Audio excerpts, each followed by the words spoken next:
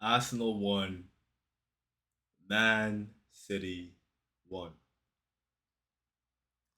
Now this was almost a loss, right? So I'm gonna give it up to Arsenal for at least protecting a point. Because you did something Chelsea couldn't do yesterday. With my cowardly manager, well, not a cowardly manager, but a cowardly choice for my manager after getting rattled by my bozo goalkeeper. Here we are. Arsenal, to be honest, not bad. Not bad. And this is for the players. This is not for the manager because we keep telling you guys about this manager. Every time I talk to Arsenal fans, I'm saying, yo, your manager is not good enough. Stop protecting him. Go get a better manager. Go get a better manager. Go get a winning manager. Xabi Alonso was for the taking. Guess he wasn't good enough. Invincible Xabi Alonso. Like the same invincible season you guys always brag about. He wasn't good enough. Ancelotti was there for the taking. He wasn't good enough.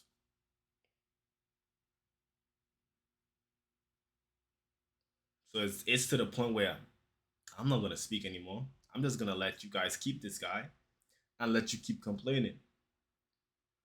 It's still early in the season, so it doesn't make sense to crash it on you guys as much. You guys are second in the league, down by 5 points. High five to Liverpool. But to be honest, it's not as bad as it could have been, right? Now, Arsenal, I'm not gonna lie, when it comes to the two best put together squads in this Premier League season, without a doubt, it's Liverpool, number one, all star, superstar, galactical type of lineup. Is everyone playing like superstars? No. But guess what? They're getting the job done. Then we have Arsenal. Instead of really a superstar lineup, I would say it's more of a superstar team.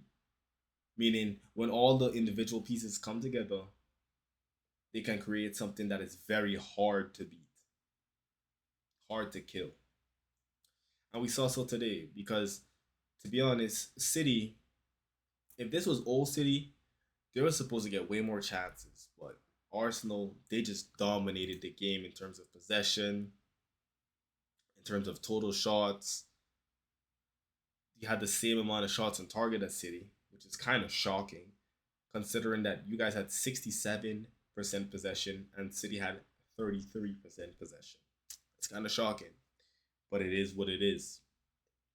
I must say, that finish from Martinelli, chef's kiss. That was a great finish. You could tell it was just pure instinct. And that's where we get into the main problem with this Arsenal team.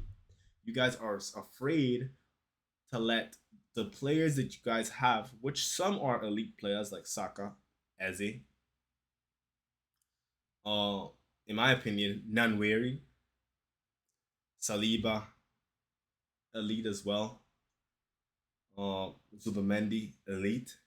So like when you look through the whole spine, David Raya, elite.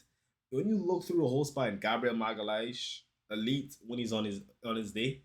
When you look through the whole spine, Gyökeres, if you're giving Gyökeres service, I'm not gonna say elite, but he's definitely above average.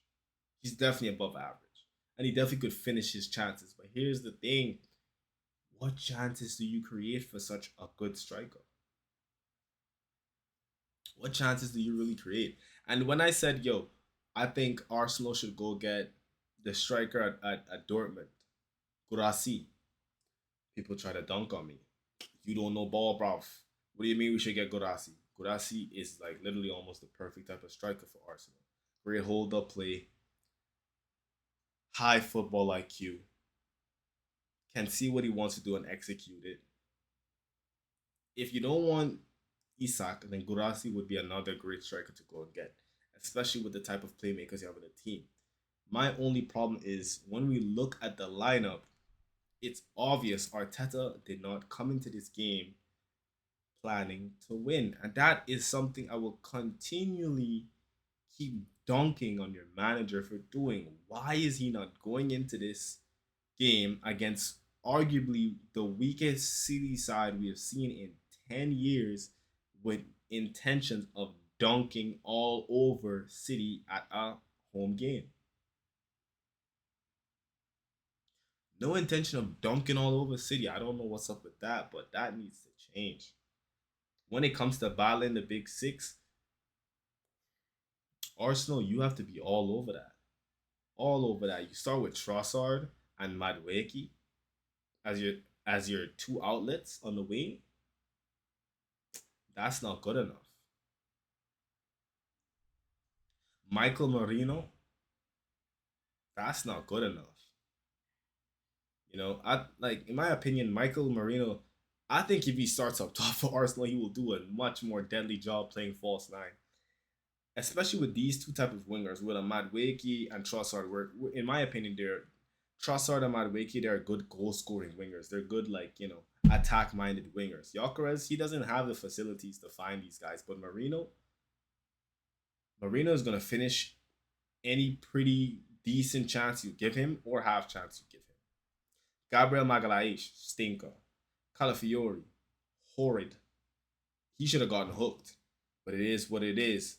Jurien Timber, that guy is so obviously a center back, but you guys keep playing him as a right back. I don't know if his body could handle it, but I digress. David Raya, whack game. In my opinion, Arsenal, if you guys want to compete for this league, you got to start going on a run of form. You got to start going on a run of form and forget the excuses. Just win no matter what. Win no matter what. And your manager, I believe the fan base, if you guys are serious about winning anything, and I'm a Chelsea fan, I don't even want to give you guys this advice.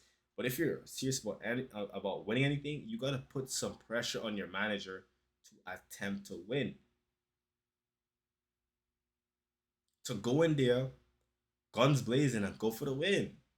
You have the squad to go for the win against literally everyone in Europe and everyone in England. But whenever you play a big six team, for some reason, you don't like to put your strongest lineup out there. And I hope when you play against us, you play us with your weakest lineup again. Or parts of your weakest lineup. Because I like that. This Chelsea team could use while we're gelling and coming together and getting solid in terms of chemistry and the system, we could use some weak lineups to get us going. When I look at Man City, Donnarumma, what a keeper. Yes, he made a stinker in terms of the last couple of minutes, but in terms of handling the pressure whole game, he was doing really amazing. With the ball at his feet, didn't really make too much mistakes. Kusanov is rapid. Kusanov is absolutely rapid. Diaz, it's time to pack it up, old man. Ruben Diaz, it's time to pack it up, old man. Vadio, best center back for City, hands down. O'Reilly got injured, sad to see. Rodri, overrated. I'm gonna keep it a buck. I think Zubamendi had a better showing than Rodri, if you ask me. I think Zubamendi had a way better showing than Rodri, if you ask me. And if you were to look at foot mob, you would think that Rodri had a better game. But I'll say it right now. And this is me agreeing with one of my friends, right? I think Rodri is one of the most overrated Ballon d'Or winners in the last 10 years. Overrated. People were trying to tell me, oh, when I said Caicedo is better than Rodri, I'm wilding, I'm talking crazy on my ass. Bro, Gravenberch has been better than Rodri this season. Caicedo for sure has been better than Rodri this season. Subamendi better than Rodri. In my opinion, Rodri is literally only good on the ball. But like I said, this is why you don't always trust the statistical reviews, because I don't know what sport these guys watch sometimes, but for all the people who can see the eye test, can see that, whoa, Rodri struggled. Reinders, what a player. When Reinders is focused, fully sharp, match fit, and ready to attack, he makes the game very easy for Haaland. Foden, another ghost game. He only shows up against Man United. This Foden guy, you might as well go to Barca, I guess. I don't know what Barca's gonna do with Foden, but I guess you could go to Barca. Bernardo Silva, you're another one. Pack it up, old man. Pack it up. Doku, electric. Doku is electric. In my opinion, Doku and Nani Madueke are like the same type of wingers, in my opinion. They're gonna get past their man. It's just, in my opinion, Doku has a lot more end product than Madueke. A lot more end product. But in terms of beating their man consistently, they're always gonna run past their man like the defender's not even there, and this is what you go to expect from a play of Doku and Madueke's caliber.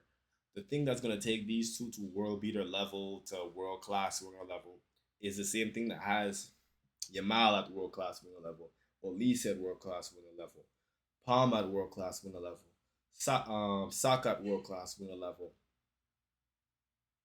Mbappe, Vinny, Dembele, end product.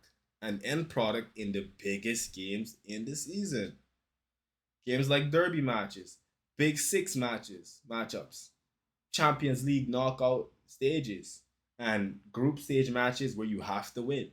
These are the things that take you to that and put you in that status, that caliber of when we need you, you're going to show up and you're going to be the best player on the pitch. Can you expect that out of Madueke? No. That's why I'm crashing it. Well, I would be crashing it on Arteta if I was an Arsenal fan, because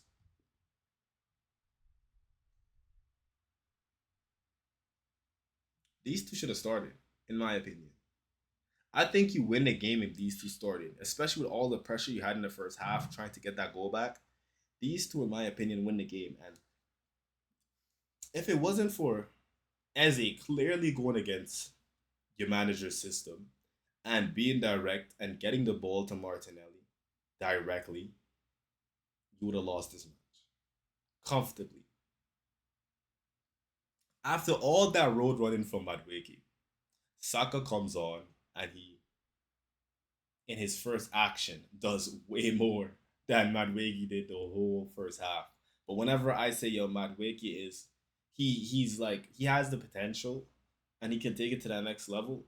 But unless his end product improves, he's just gonna be looked as like a could have been. Oh, wow, could have been a player. Wow, potential FC type player. You understand? So when it comes down to this season that we're going in, right, especially to the second half of the season, if Madueke can't turn it up, when you get into that pressure part of the season where you need big performances, I'm not gonna see him getting a lot of playing time. Secondly, why does this manager not trust Ethan Nwaneri? Every time Ethan steps on that pitch, he's electric. Electric. He damn near looks like your best attacker, and that's the sad part. That's the sad part. Your manager does not want to trust him. And when you're so talented like Ethan Nwaneri in a World Cup year, this is very detrimental to your career, because I'm pretty sure Ethan wants to get that England call up. And the only way he's going to get that England call up, and he's in a really good place to do so, playing for Arsenal, is with minutes. But for some reason, when you already had backup for Saka on the right, you guys go on bringing Madueke. Like Madueke can't run at players 24/7. Like like Ethan, I mean, can run at players 24/7. I'm not gonna get that, but Arsenal fans, it's up to you guys to tell me what that's about. I'm just happy that you guys didn't get Rodrigo or that you didn't get Nico Williams. at the end of the day, when we look at the table, you're still only 5 points behind. You have a higher goal difference than any other team in the Prem. And Liverpool, I do believe they're going to drop points at some point of this season. So it's really up on you and your manager to capitalize. If you don't capitalize, it could be getting real dark. But let me know. Like, share, comment, and subscribe.